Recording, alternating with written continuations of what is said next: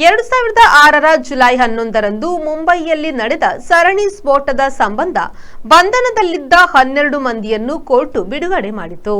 2006ರ ಈ ಸರಣಿ ಬಾಂಬ್ ಸ್ಫೋಟದಲ್ಲಿ 189 ಮಂದಿ ಮರಣ ಕಂಡಿದ್ದರು ಹಾಗೂ 800ರಷ್ಟು ಜನರು ಗಾಯಗೊಂಡಿದ್ದರು. ಒಟ್ಟು 7 ಸ್ಥಳಗಳಲ್ಲಿ ಸ್ಫೋಟ ನಡೆದಿತ್ತು.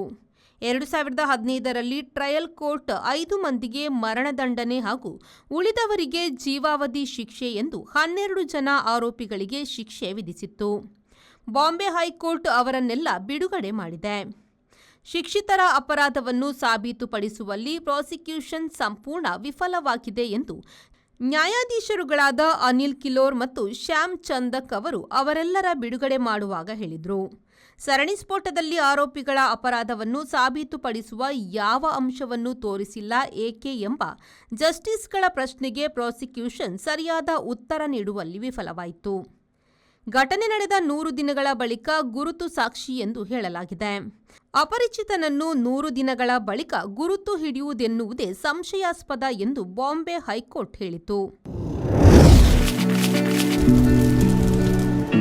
Rice Spices started in the year 2019.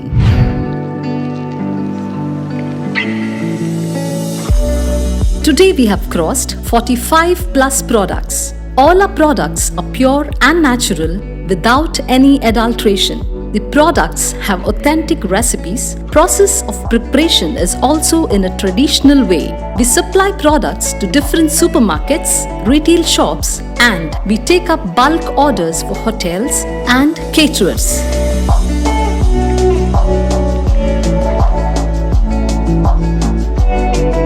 We have an experiential store at Rice Spices, Chilimbi, opposite Reliance Mart, Mangaluru. Contact 96 065 93921.